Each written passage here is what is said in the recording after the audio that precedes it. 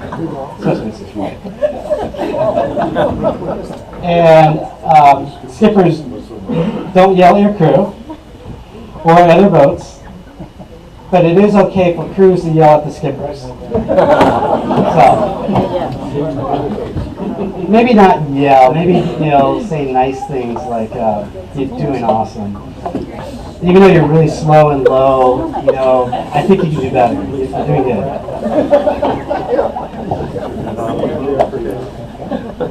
But trying to keep it fun, people who've taken my tactics and strategy class, I use this example. I did this regatta years ago with this girl down Coos Bay on little Tazars. And we had 3 races, and we did a thing where the first race we were going to be really, you're doing awesome, beautiful tack, and we're just, hamming it up with each other. And we did really well that race. The next race we decided to be real whiny, kind of like, can you tack? Just whiny. Oh, they tacked on us. Oh, and we did okay that race. And then the last race we decided to do, we were going to be the yelling at each other. And it didn't last very long because it just wasn't in us fit. But it does change how you do. So while going upwind, in our typical northwest, do look for current on the right side of the course, and do look for lifts along the Washington shore. So along the beaches, where those restaurants are, where all the people are walking. It also gives a good show for the people on the shore, so you might as well do it. But as you go up the course, and you're getting up to the buoy 2, I think that's where you got to take your eyes and start looking left for the puffs that come down from the bridge. So a lot of times there's puffs, left shifts that come down from the bridge, and there's always that, do I catch that last left shift before going in the buoy 2, or do I stay on the right? That's kind of the game there. Let's see. And, yep, all right. Okay, mark rounding this.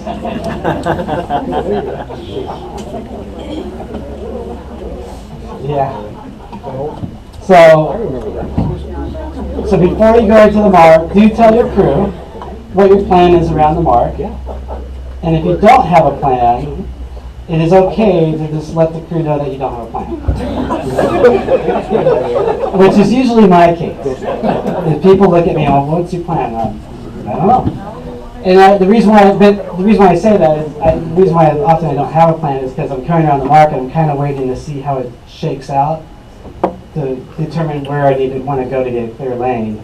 But at least if I tell my crew that, then they know to be ready for something. Who knows what? It's something, right? They're not going to make an assumption. What's that? The yellow? So, and then one of my do's is do have a pleasant conversation with your competition about overlaps as you approach the 3-boat lake. So pleasant is the key there. And my don'ts is don't make insulting comments about other boats' mothers while arguing about overlaps because you forgot to have the pleasant conversation prior to the 3-boat length circle. So, the point there is, and so often we go into a mark and we just, all of a sudden we're like, oh, who's got rights? And we should be talking about it as we're approaching so we can work it out or if there's any issues. I just like this picture, I guess. So, one of my do's, do stay out of the protest room if possible. It's better to buy your competitor beer and discuss your differences than to make a lifelong enemy that will be out to get you when they have a chance during the next race. So, I know there's been a lot of discussion about, we need to have more protests, and we need to get people stand by the rules. I'm in the opposite opinion. I think we should be staying out of the protest room And I mean, there's times when you do need to have a protest, but you're much better off trying to work it out after the race and figure out what's going on. So, and what's tough here is at a lot of clubs, you come, all the boats are at the same dock, and you come back and you kind of, you know, what were you thinking? You know, and you have your beer and you work it out. One of the things that's the problem with the Columbia is everybody goes separate ways, and they kind of take away these bitter feelings, those people on the island, you know, or whatever. But, you know, the point is to try to work it out. And then at the weather mark, do try to position yourself so you can be on the jibe you want without being trapped by other boats. So often we come around the mark and, oh, I want to jibe, but I'm pinned, you know. Try to control your destiny.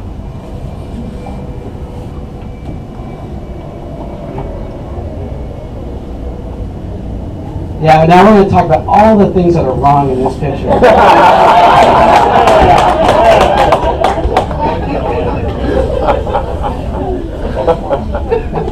Just need more wind. So downwind, we round the weather mark. What do? Do we sail for current or do we sail for wind? Probably, yeah. I mean, you know, there's no right answer, and I'm not going to give you an answer.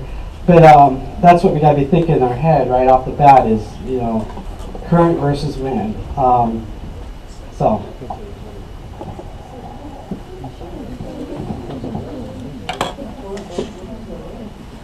This is one of my do's that worked really well. While on a tight spinnaker reach in a J24, with another J trying to reach over the top of you, flash a Playboy centerfold. It was not my Playboy, my Playboy, one of the crews, to the boat behind to distract them, which will cause their spinnaker to collapse, enabling yourself to get a clean getaway.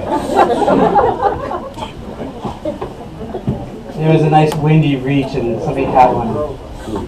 Oh, okay, that's my next one. Don't flash a Playboy centerfold to an OWSA boat.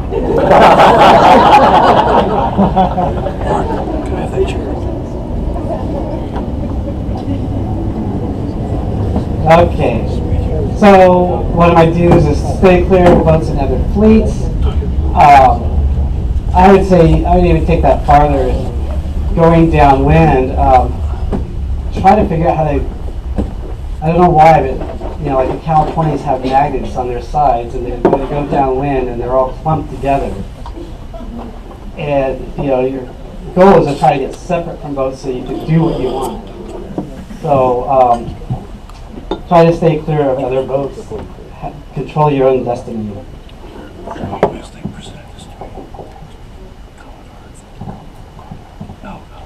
I just like this picture because I was on Riva that day. We're ahead of them. So I wish Tom was here.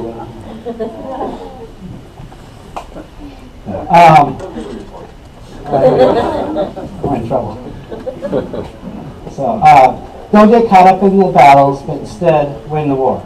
Okay, so don't get the tunnel vision when you ride in another boat and get caught up in taking out that one boat. In the meantime, everybody passed you, right? So win the battle, or win the war. I'm sorry. And this is a very good one. Don't drop the spinnaker halyard immediately after raising a spinnaker and noticing a marriage proposal to you on it.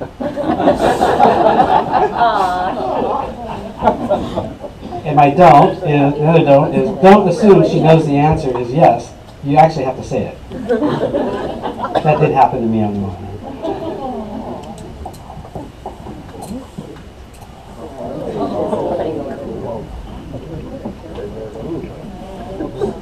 So that's it. Yeah. So why did they have a spinnaker? So when it's windy and you need to get the crew as far aft as possible, my solution is you put a girl on the transom, and that helps get all the guys to get to the back of the boat, to get the boat out of the water.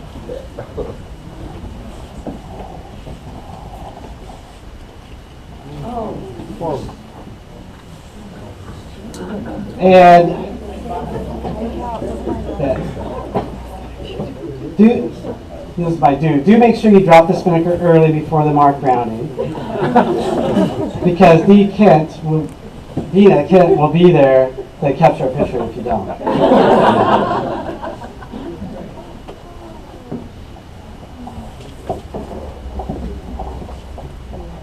This is kind of like one of those days of this time of year that we see is you get these dark clouds coming through. And you can just watch these clouds coming, and you know there's going to be a big wind line coming through with that. And then the cloud goes by, and all of a sudden it's light on the other side. Then the next cloud comes.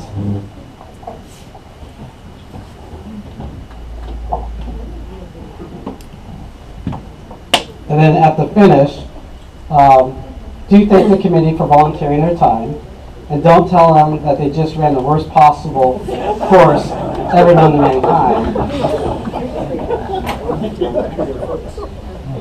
Because you may be the next one setting an even worse course by mistake.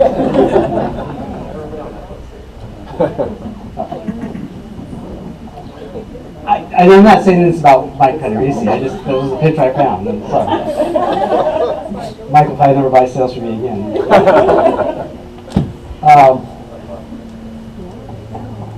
Yeah, I think it is wrong.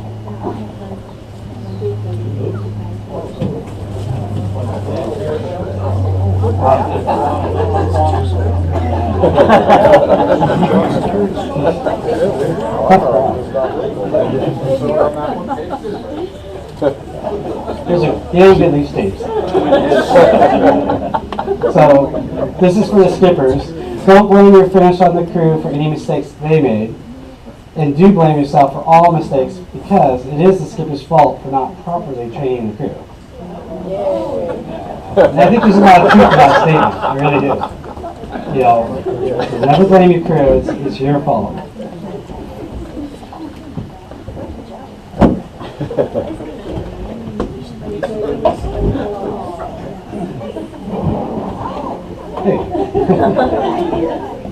And you know, do remember that we are racing just for a $10 pickle dish. So the point is, the racing is to have fun and not get too caught up in the war.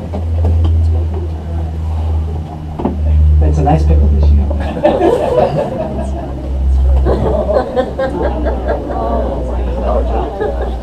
And remember, no matter how bad it could be on the water or off the water, it is still better than a day in the office.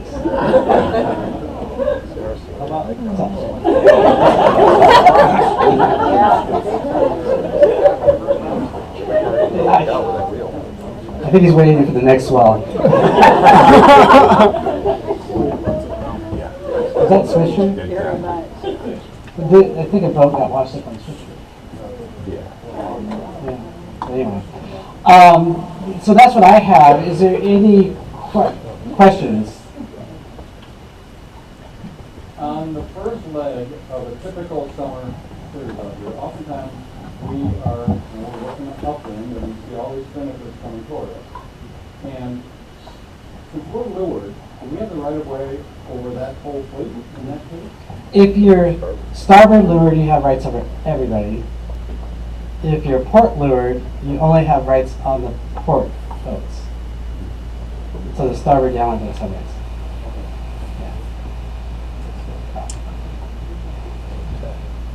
So most people that practice spinnaker before the race, do they repacket them? Yeah. It's a good idea to take the time. I know some people don't, but I mean, so often everything's rigorous. So, yeah.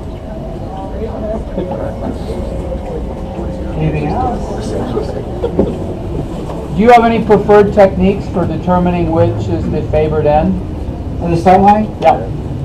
I usually just do two things. I'll either just go into a really slow tack where I stop at head to wind just for that second and just see what if my boat bow is pointing closer to one of the marks, that's the mark that's favored.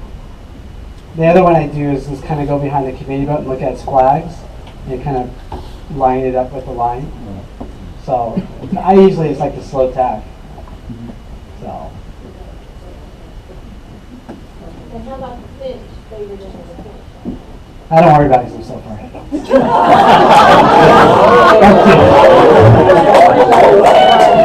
That's not true. That's just what I wish I could say. It's the opposite of the.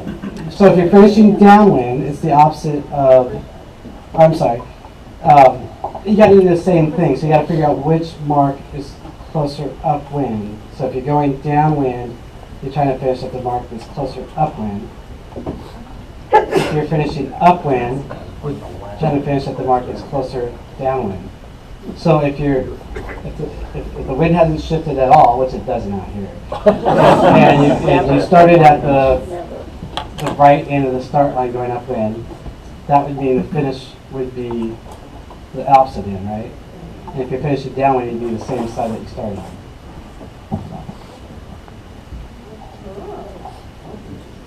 There you go. I'll give it to Dale.